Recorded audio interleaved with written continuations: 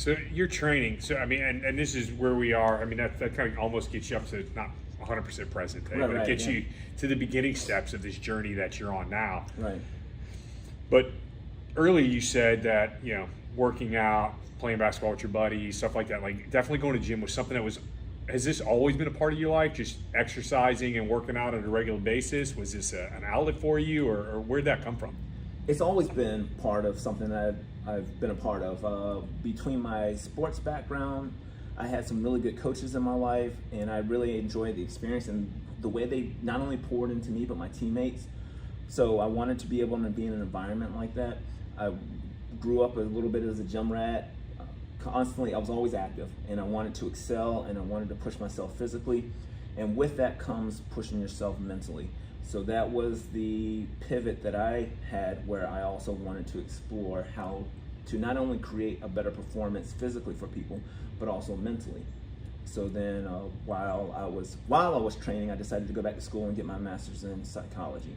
And the reason being is because oftentimes when I was talking to people and trying to find out how I could help them reach their goals, it was something that they were dealing with psychologically that was keeping them from reaching their goals. And it oftentimes was something traumatic that happened in their life.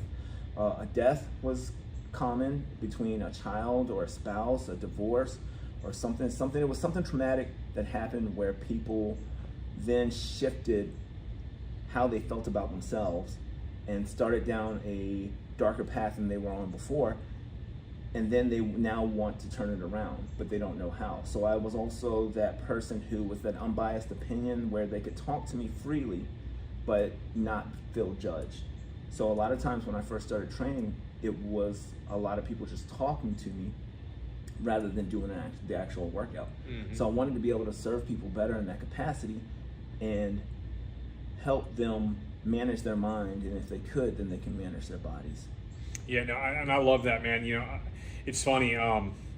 Not only have I worked as a chef most of my career, but I'm also a former Marine, and some of my closest friends, we built a bond or forged a bond in our trials, in our struggles, and it's because it's in those places that you're comfortable with. What I found was we were more comfortable with kind of letting our vulnerability be shown because we knew the guy next to me had my back. Right. And so I was good. Like I could be a little scared, but he'd be like, "Hey man, I got your back and you're okay." Right. And the same thing I think is kind of what you're saying is in these places when you're working out and we're training one of your clients, it's like, hey, they may be scared or unsure that they can move that bit of weight or do that exercise. Right. But you're able to give them that just enough confidence so then it starts pulling back those layers and allows them to kind of really own it. That's cool, man. That's spot on.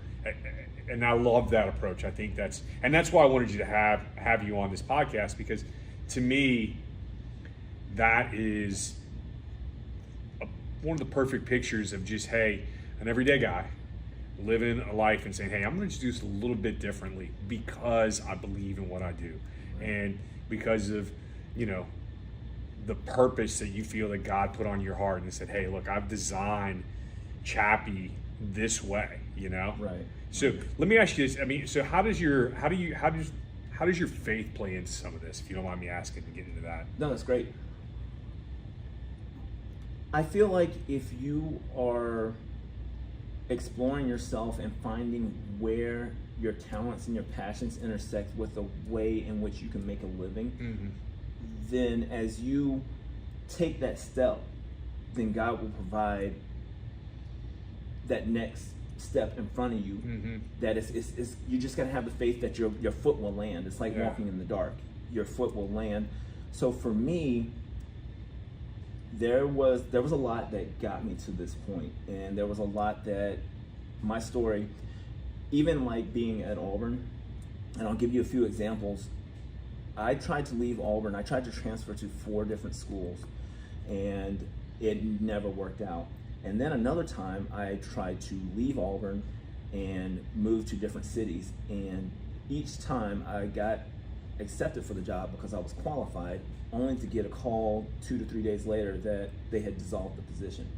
And so in that moment, when that happens, I realized that this is really where God is going to have me, is to be in Auburn, because these doors are not really opening. With that being said, the way that I ended up at the High Five through word of mouth and the equipment, once I got into this location, people started reaching out to me and donating equipment without me even saying that I was opening a gym. So that to me is a testament to my faith as far as me being in the right place, serving the right people, and doing God's work.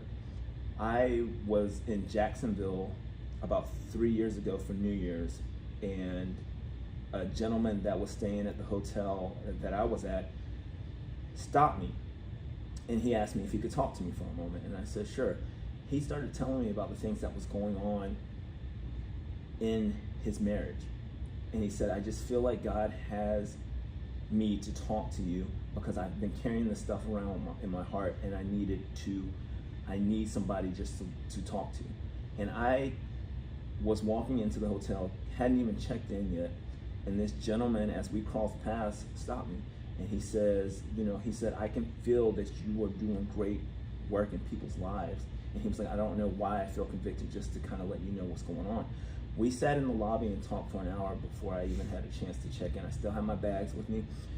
And after he said what he had to say, he made the decision that he needed to make to help his marriage. And it was some things that he was trying to personally deal with and own to be a better husband to his wife. Yeah. And even in that moment, he said, wherever you are, your place is a lighthouse to people that are in need. And that really stuck with me. And I said, what's funny is that the amazing thing about the High Five is that, and this is, poor marketing on my part, but also a testament to the building, is that there are no signs out front, and that's something I'll own. I have been saying for years that I'm going to put more signage out, but yet people keep finding me. And the people who find me are the people that are supposed to be here. And I feel like I am that beacon in this town of Auburn, that when people need a talk therapy gym or something that is beyond the usual gym where you just have equipment to work out, but you also have aspects that you want to work on and grow in, then they come to the High Five. So that is a big part of why, again, I lean into my faith as it relates to being in the place that I'm supposed to be in. And that's awesome. I love that. And I wrote down talk therapy gym. I'm like, man, I love that. I mean, it's how I look at my garage at home. Right. Even now, I have a client that I've been working with for a little over a year, and there's been some things, and it's been awesome to see the progress that he's made. Right. But one of the things he's always kept coming to me is like, man, I really want to become more disciplined and exercise more. And I'm like, I've created programs for him. I've kind of given him little things. Right. I've said, hey, reach out to this guy or whatever it was. And finally the other day I said, man, why don't you and I just start rucking? And he goes, really? I'm like, yeah. Instead of meeting every 2 weeks at a coffee house and talking through everything, let's go put a ruck on. Let's hit the trail. That's great. And it was awesome. And we went and hit the trail last week, and it was a great afternoon. Had some amazing breakthroughs, but it was just what you're talking about. Right. So I'm gonna backtrack just a little bit because I want to kind of hear the story, and I want to make sure our listeners hear, the high points of that story, or maybe the low points of the story, because those are always really the best points. Right. Of, hey, Chappy's at Max, in sales, probably not your most exciting thing that you were doing there.